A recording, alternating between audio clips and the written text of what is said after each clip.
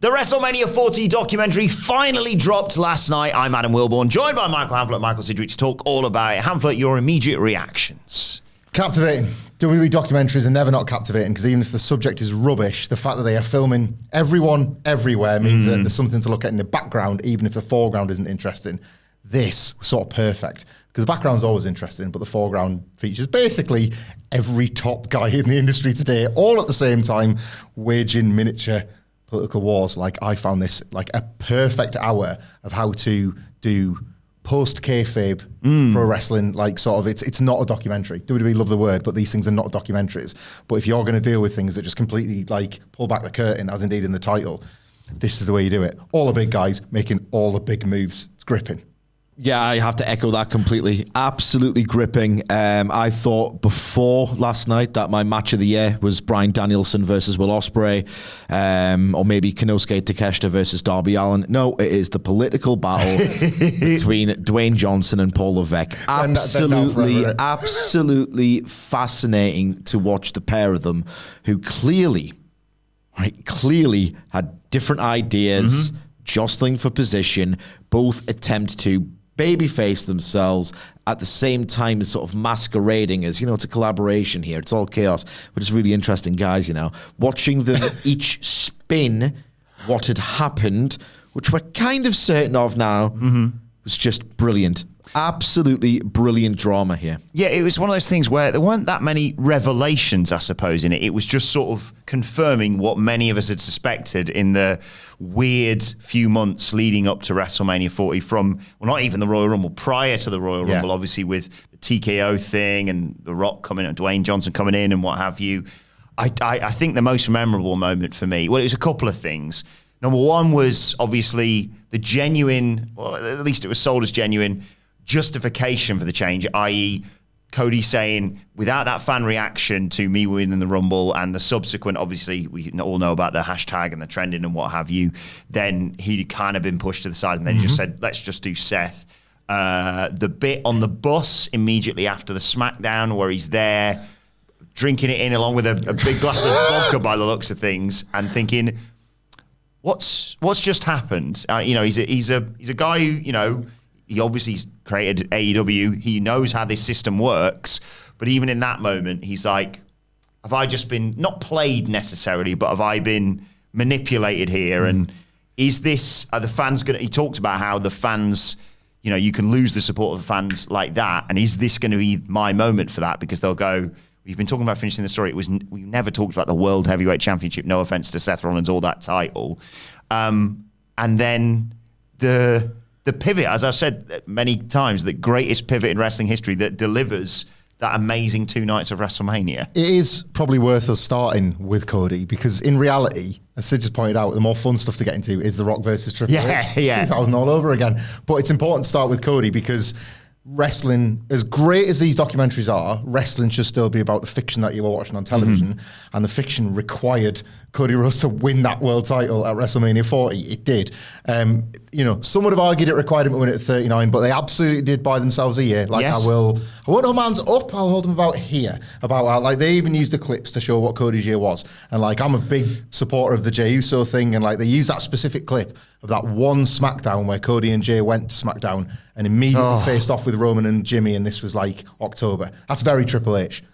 There's your 2 big WrestleMania, you're getting them. Yeah. We're good to go. This is what I do. And he says as much with his talking head. But Cody Rhodes. It was penciled in for a long old time. Yeah. Cody Rhodes isn't, he's the best, right? But he isn't a boo-boo face guy. No. But he wants you to know a little bit. He's very clever with it. And I remember at WrestleMania 39, he took a long pause on the aisle and stared at an anti-Cody Rhodes sign when just about everybody else in the building, probably apart from you, wanted Cody to win. There was one sign that was near enough that he could see it, and he just stopped and paused. And I remember a babyface that's about to become the new John Cena wouldn't want to draw. What's that? Probably nothing. He's going to win. There's definitely not going to be a rubber chicken at the end of all this. But it stuck with me, that little thing.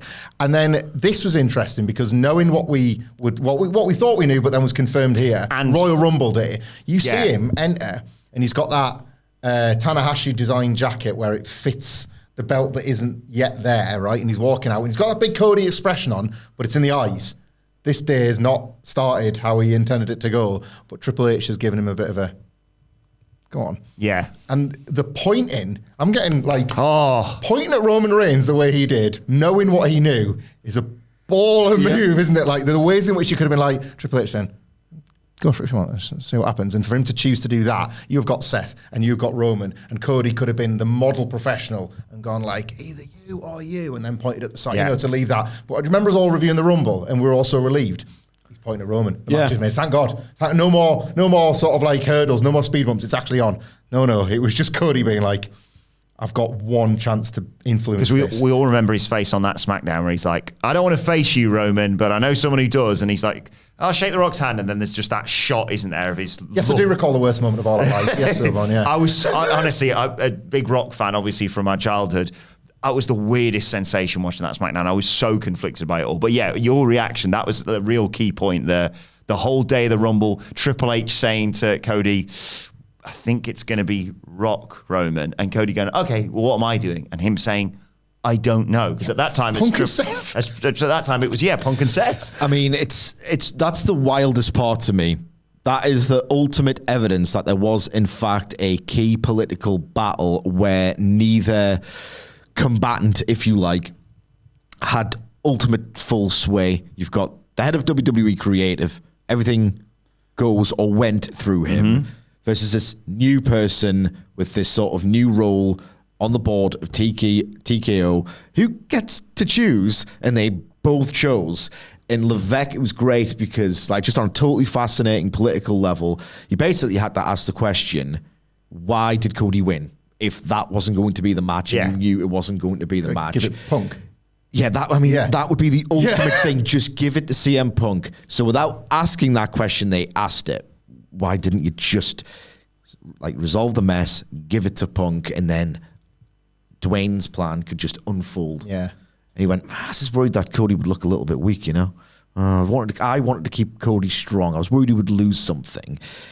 Like, kind of knew what game was getting played, and I just thought that was completely fascinating. But yeah, just a lot of games were played, and it was just fascinating to watch them try and style it in their sort of justification. And then obviously once the games have been played, it was all a case of, right, well, who's got the right idea? Who was the hero of the piece? And that was where the fascination lied for me. It's a real sliding doors moment, isn't it? What if Cody doesn't win that Rumble?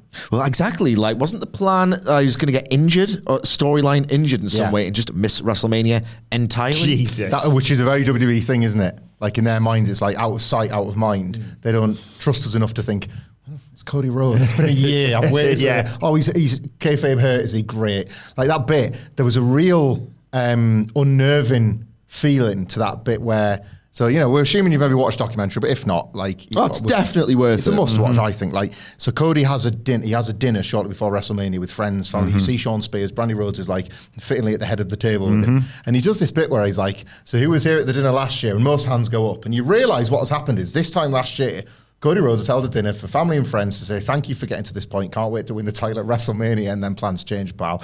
Like, so this time around, there's so much more pathos to this dinner. Yeah. It's more like a thanks for sticking with me. This could still happen again. Like, I need to get to Mania and see my name on the board as winning this thing. Otherwise, this could still happen again. There was another Cody thing. What was it? Oh, yeah. Just like, there was such a lovely, and I don't think the staging of this was an accident, because I think so little of what Cody Rhodes does is an accident. And more power to him for this, by the way. Like, he's at a house show in wherever.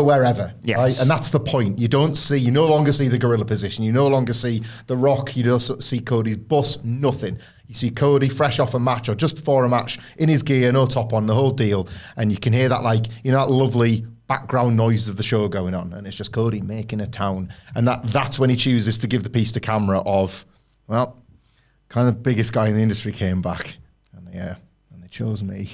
It's like, that's gotta be a pretty awesome moment. Yeah. Like, your professional and personal life, your validation, everything, all in that one moment. It's like, well, best I better go out there and give him hell against Shinsuke.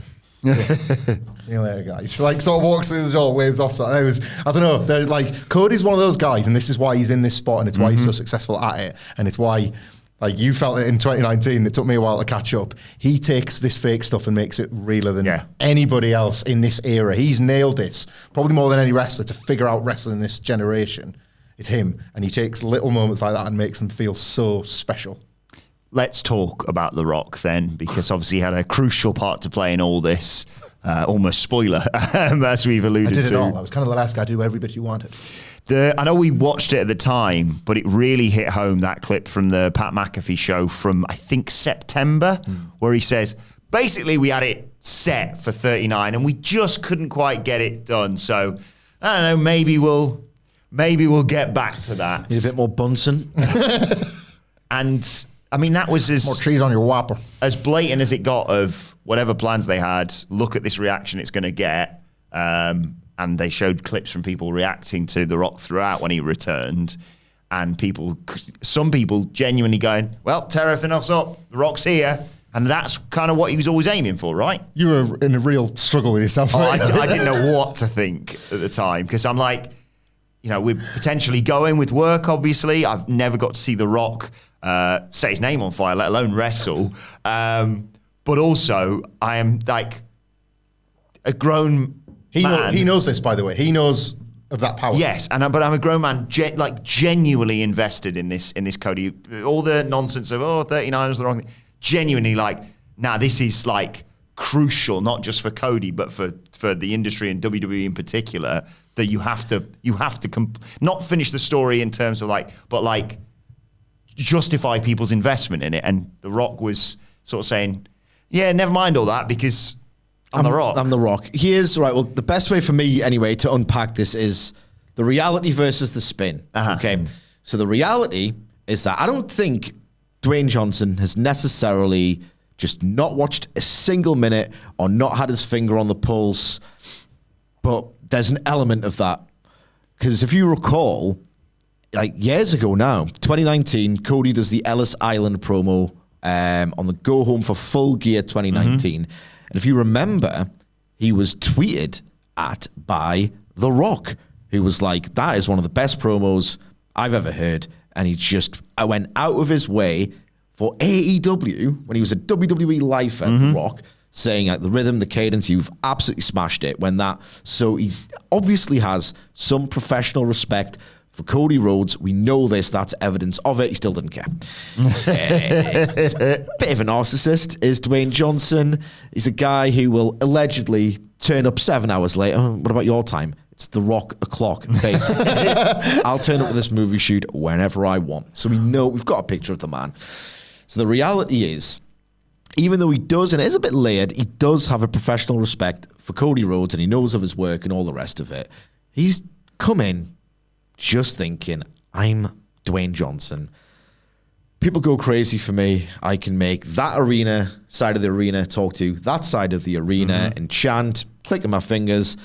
I'm box office. I've transcended all of this. I'll come in and make it better. I'm The Rock. And that's the reality. And then he realized quite quickly, I've suffered quite a few reputational hits over the past few months, even years. I can't do another one. How can I spin this? And the spin is absolutely gloriously funny to me. He comes in and he basically says, right, we had a plan. And, we'd referenced it on Young Rock, and we'd sort of build it indirectly, adjacently, he said. Like it was the friggin' elite or something. Yeah. Kind of put 7 years of work. Have you? I love that tiny clip of Young Rock. People, what? Yeah. It's just a clip of Young Rock. Sure, in the Rumble where Rock's like... Yeah. They're using that as so it's always been in the making. So it's always been in the making. We're trying to get the deal together, and it didn't really come together and all the rest of it. So he says, we had this idea to do the biggest match in wrestling history, and it was mine. The Rock had the best idea in wrestling history for the biggest match ever. And then I thought, what if I have a second idea that's just as good, if not better? What if I'm the biggest genius in the world where I can just concoct dream matches and big business? And I'm The Rock.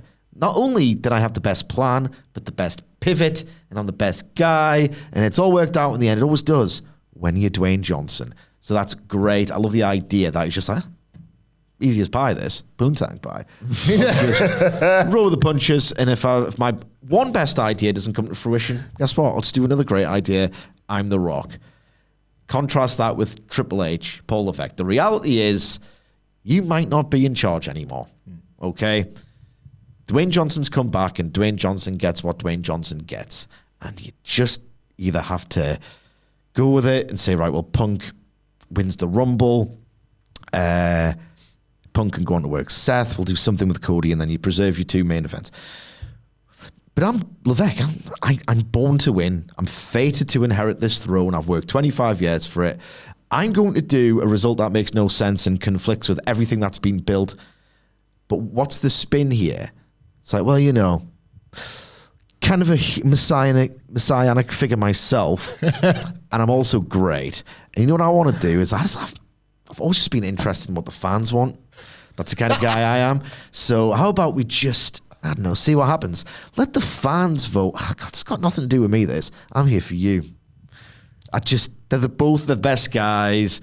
They both want what's best for everyone. And even Dwayne said the exact same things. I've never been that kind of guy to do what I want. Oh, that was incredible. I love him so much.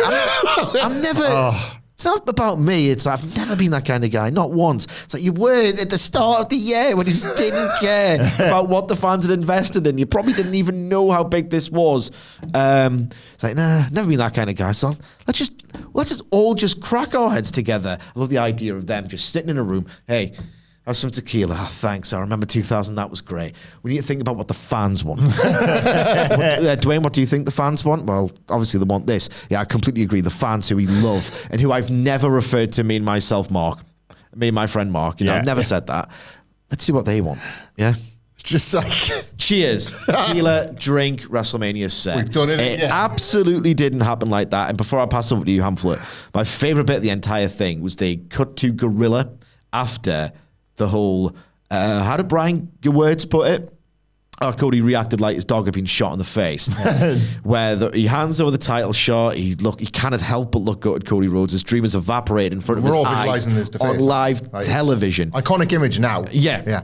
And then they go backstage. And to be fair to them, right, they can probably justify celebrating this one because if The Rock gets that match, you're going to pop in the arena. Yeah. And then sentiment all unfolded online pretty much immediately. But, in that absolute raw aftermath of that live theatre moment, it felt like a good idea because they popped. And then, they come in and they all just do this whole back slapping. Yeah, that was great. That was absolutely great. It's like, it isn't. You must know what's coming. Yeah. Levesque at least knows, oh, God. But he has to be nice because that's his new sort of boss. Great. Absolutely great. So, they all say, so Rock goes, to Roman, talk next week? And Roman's like, yeah, cool, talk next week. At this point in their minds, road to WrestleMania, time to start mapping out who's on what show, what week or whatever. And Roman, mile-wide smile. Because aside from all of this, he's pretty sure he's going to beat The Rock, right? And what happens then? You remember the tweets at the time. Well, if he gets this far, he beats Hogan's record. And realistically, you might as well get him to 41 for Cody. And Roman knows that. And he's like, Paul Heyman's got him. Sir, it looks like another year at the pay window, sir. They're all just buzzing. They're all just absolutely buzzing. Millionaires about to get double rich, right? Triple H, we'll chat in the week. He's thinking, I was going to see how this plays out over the weekend and take Cody to Raw. He's got a very different, we'll chat in the fucking week, all right, Rock. We sure will. Again, they're all, as Sid says, they're all saying the right thing, but at this point, the undercurrent is the pink slime under Ghostbusters 2. It's there to sort of pollute and toxify the whole thing. There was a great bit on Rock's, hey, my good idea. I've had a second idea and it's also a good idea. He's speaking specifically about, he said, so I got Nick Khan on the phone. Was this the call with Ari Emanuel? Yeah. I got Nick Khan on the phone. I got Ari Emanuel on the phone. And I said to them, guys, what about if we gave Cody the main event and we used my match to set that up? And they're like, Nick Khan's like, oh, awesome idea. And Ari Emanuel's, oh, awesome idea. Who's not on the call? Triple H. That's addition by subtraction of Rock's aura there, isn't it? Because it's like, yeah, and then we'll tell Paul when we can be arse lads. Yeah, let him know tomorrow or something, whatever. Doesn't need to be in the loop. Copy him out, if anything. Triple H is asking to be BCC'd in the emails because Rock doesn't want him in the chain. It is fascinating to because we talked at the time, we've talked subsequently about and we talked here about the backstage battle between the two parties, whether you want to say that's Rock and Cody or Triple H going to bat for Cody or whatever it may be. And then you literally watch it play out on television. Like as you say, Cody points at Roman, and then subsequently it's like, okay, but next week on Raw, we'll have Seth come out and just say, just fight me instead. The fact that you talked about it as well, the fact that the conversation was, Punk wins the Rumble, presumably. Punk wins the Rumble, Rock Roman, and we'll do something with Cody. The biggest star of the last 2 WrestleManias. We'll do something with him and potentially just not put him on the show whatsoever. And like the tricep injury to Punk would have then been, well, the easy option here is to go with Cody Seth. Yeah. And we cannot put that belt on, we cannot put that Ferrero Rocher on Cody. So he has to then lose to Seth to keep the real, I would have lost the pasty bet to you, but the bigger picture is like Cody wearing that belt is not the thing, is it? He cannot win that belt before he wins the proper belt. They 1,000,000% tested the waters. Yeah. I know it's the kind of thing that they always do, right, on TV on this season. It's like, is it going to be the guy that we've sort of set the wheels in motion for the feud, or is it going to be the guy with the other belt? It's a tactic to delay the build, to spark some conversation, or whatever. No, this is absolutely like the word soup of, I don't go for that political belt. The promo was a joke. Don't go for that belt that, wrestling's fake with that belt, but it's real with this one. Yeah. What on earth is this, lads? What are you doing? I like the delivery was exceptional for the content that was piss weak. Like none of it. It was astonishing that they made it like believers out of anybody because what they were saying was a nonsense. Oh, complete nonsense. Complete nonsense. Quick word on Seth Rollins, by the way, because this laid out just how much he was suffering going into WrestleMania with the knee brace, and I always forget whether it's ACL or MCL. His meniscus was ruined as well. Like, just fighting through it for the good of, everything. Do you know what, right? It's the uncoolest thing you can say on the internet, but I'm going to say it anyway. Like, I think Seth Rollins comes across great in this, and I have a lot of time for... There is a guy, right? CM Punk in the pipe bomb called himself a spoke on the wheel and realised how negative that is. Seth Rollins likes being a spoke on the wheel, and, I have a great... it's not a popular thing, ultimately, when you look at these big stars. The real big stars are the ones that do these... play these games and make these moves, and that's why they're the big stars, like Steve Austin was a shark. Like The Rock put a lot of guys over, but look at The Rock here, and like Roman Reigns. Oh, I did. Yeah, Roman Reigns as well, Cody, Triple H, every big name has kind of had to really be just different gravy politically. And it's, as a result, not so cool to put over the guys for being pretty cool guys. I think Seth, end to end, was a pretty cool guy here. He was working hurt.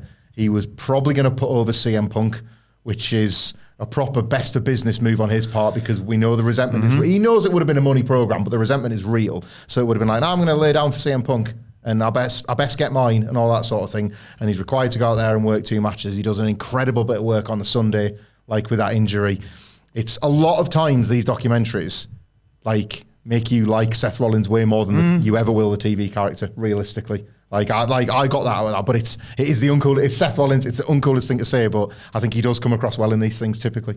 I think the thing with Seth Rollins, I'm trying to word this carefully because I don't quite know where I sit with it. On one level, I watched the end of WrestleMania 40 live in the building, and I thought, could you have not politicked to just beat one person up? Get a move in, mate. Get a move in before you do the shield thing, the literal shield thing. And you think you're just not cut out for these political games. Maybe that's worth putting over. And it's just going to sound like such a backhanded compliment. And to an extent it is. He's not on the level of star as Roman Reigns even, let alone Cody, let alone Dwayne Johnson. Maybe he knows this and just thinks, I'm going to play to my audience like any great worker needs to do. He has cemented himself over the last 2 years as this enduring favorite of the WWE fan base. And let's not forget, this was never really the case. Yes, people love the Shield, but there was always that sense of, remember 2019 Seth Rollins as a babyface, even before he did that cringeworthy stand-up comedy, he never really felt like he was loved. They liked him well enough, but he never felt like Bryan in 14, Punk in 2011, or even anyone but Brock at that time. Yes. They got the ordering right. Seth, Kofi, Becky. There was your star champions. That was how it played out. And then his heel turn just died in 2019, and then he was just sort of adrift, lost. Maybe he's realised, and then he did in 2019, the stand-up for WWE thing and the best pro wrestling planet on the period. Maybe that was a decent long play all along. Because if he's the kind of person who's always there, dependable, maybe he's played a correct political game here. It's I'm never going to get the respect of these people who are so in the weeds that they can sort of appraise one person's political nous in pro wrestling. Maybe he just doesn't care about that and things. If I can look after my fan base, the people who buy my merchandise and give me the reactions of the show, and if I can get myself over in front of them, away from these political games, as a guy who's always going to accept me at the top of this card, I'm fine with that. I'm absolutely fine with that. New contract this year, so it is working for him in that regard, absolutely. at least. Maybe he's just realised he's never, like, again, this is where the backhanded compliment comes in. Maybe he's realised I'm never going to be an incandescent, charismatic megastar like The Rock, nor am I ever going to be that total critical darling like a Bryan Danielson, nor am I ever going to be as fascinating and must-watch as a CM Punk. What if I just find my own lane and just be beloved by these people who pay my merch and will always want to see me, and that's fine. So in wrestling, be the best you. That Steve Austin thing about if you're not into win the world title, you shouldn't be in it at all. I never agreed with that because it's like you need people everywhere in the card. Yeah. But you want them to be a 10 out of 10. Wherever they are, be a 10 at that. Yeah. Seth's a 10 at being him, isn't he? Like, people like, the thing about Seth, the rap is like, oh, he got geeked during WrestleMania season. And to an extent he did, but look at him now. He's always going to be in a certain role. And I think he's clever enough to keep himself there. So like, if you think, how long has that singles career gone for Seth Rollins now? We're talking 10 years? 10 years, and now he's probably more over than he's ever been. Yes, he might be sometimes a little bit boring. He might have been geeked in terms of this WrestleMania, like sort of the palace drama of it all, the Palace Theatre. He's done all right for himself, and I don't think he gets enough credit because he's, as you say, he's not the most fashionable guy, but he's done well out of all this, very, very well indeed. So we see the sensational way that the 2 nights of WrestleMania play out with all the fascinating stuff that we love of like the behind the scenes of even just like them going into the stadium beforehand and walking around, or even just like The Rock and how many steps to stand in the right place to look. Yeah, I love all that. And obviously we praised that to the hilt at the time, the beat downs on Cody and the final boss, all great stuff. I want to move now. So you see all that. Cody's crowned. Lovely moment, by the way, when he walks backstage, and not only does he get the reception from everyone, it's like you watch the people. You watch Becky, Taker, Kevin Owens, Sami Zayn all go and congratulate him, and he has that moment. And then he himself says, I thought this was it. I thought it was going to be me, going to complete me. And obviously, as wrestling and wrestlers, or immediately onto the next thing. I want to talk now about the future, because they didn't just go, and there we have it, WrestleMania XL behind the curtain. They dangled that thing of, now the story begins, the road to WrestleMania 41 begins. And The Rock, again, arguably, potentially, if you want to argue this, politicking a little bit, your story with Roman Reigns is over. He's gone. He's out of the way. Your story with me is just beginning. We were obviously lucky enough to be there for that Raw after WrestleMania. The 3rd biggest match ever. How do I keep doing this? How do I keep giving people what they want all the time? But you can't really, like, I love Punk, I love Gunther. Do you know what I mean? Like, that's The Rock. He's great at what he does. What is going on in here? Everything awesome. But, like, you can't really deny that either. Like, the moment that happened on the Raw after WrestleMania, you were like, well, that kind of has to happen at 41 now. I'll tell you why that made for such a cool ending for this documentary, even though, as you say, it's wrestling, it never ends, and that's sort of the point. There was a bit in this documentary that was, like, they attempted to make it appear as if it was unrelated to all the WrestleMania drama, and it reminded me, Sid, you'll know this reference, Wilborn, one day you probably will, and anyone watching, there's a bit in The Wire in season 3, and I won't go beyond the spoilers, but there's a point where Avon Barksdale and Stringer Bell, 2 figures that have come up together in Baltimore's drug world, they're having a moment together. They've kind of made it, but the fix is in, and one of them knows it's time for one of them to go, and both of them think it's the other, and we, the viewer, think we know, but we're not sure, and they have this moment on the balcony, and they have this hug, and there's this hug that's like riddled with like mistrust and panic, but neither of them can reveal that there's this sense of panic. It's like flowing through them, but like, yeah, we did it. We sure did. And it's like, yeah, and I'm getting it again. But it's like, and you see Baltimore, and it's the whole point is to make it seem like they've made it to the very top, and now one is going to die, or, you know, be gone, be taken out of the scene. There's a bit in this documentary that was a wrestling example of that. And it's when they're playing this political game. It's my best friend Dwayne. No way, my best friend Paul. We famously always got along always. And Rock's just become the CEO. And as Sid says, like brass tacks here, he could just sack Triple H if he wanted. Like, he's one of his employees now. But they're coming in, Triple H is like, got you something, come over here. Triple H is in his suit, The Rock's in his leather jacket. They've just done the big thing at wherever it was, the Hard Rock Cafe or something. And Triple H is walking him through the new headquarters, and they're showing him a picture of Rocky Johnson winning the tag belt, and that's my father. It's like really emotional. It's like, come here, man. Let's go and get Bob Backlund's belt. That was the one your dad wanted to fight. They're hugging and sort of thing, and it's just like, I'm gonna kill you. I'm gonna kill you too. Love you, brother. Let's get let's get one more. And to tie that to your point about the ending, what's happened there is that they're yet again doing the love you, brother. Now we're good for 41. Am I right? I'm killing you in January. Like, it's happening again because The Rock has gone out there and basically... I'm going to give Punk the Rumble win next year. Well, this is it, right? He's basically called his shot and said, I'm not letting that happen again. I'm going to win the belt. I'm going to piss on it the next day if I want to. Like, I'm not having this happen again. And Triple H has said, well, 41, be great to have you back, do we? Like that. And they're both thinking, we both win in a way. And it's like, you don't. It's going to happen again. Yeah. Like, Here's the thing as well. If you think all of this is a little bit too conspiratorial, paranoid, whatever...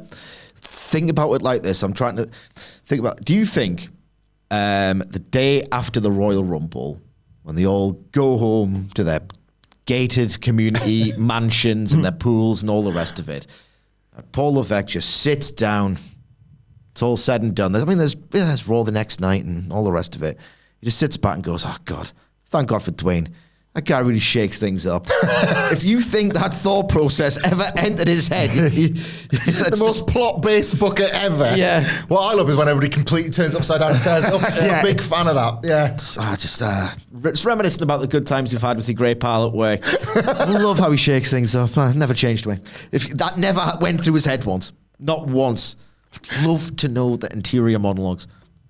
I still want Rock to pay his first ever visit. I still want to see... I want the documentary visit in NXT. Right, Sean? Oh, yeah. A word? Yep. I still Quick word. I still want to see the raw footage from this. Yeah. Why did it take so long to come out? Yeah. When did Rock make those talking heads? When did he make a second set of talking heads? And then carefully piece them together? The thing is, we now know everything, but we don't know anything, do we? Like you say, it's something that's going to run to next year's WrestleMania and WWE going forward for many, many years. Not to like jump ahead to stuff that we'll do on podcast nearer the time, but The Rock could realistically be like, yeah, no pissing about, I'm winning the Rumble.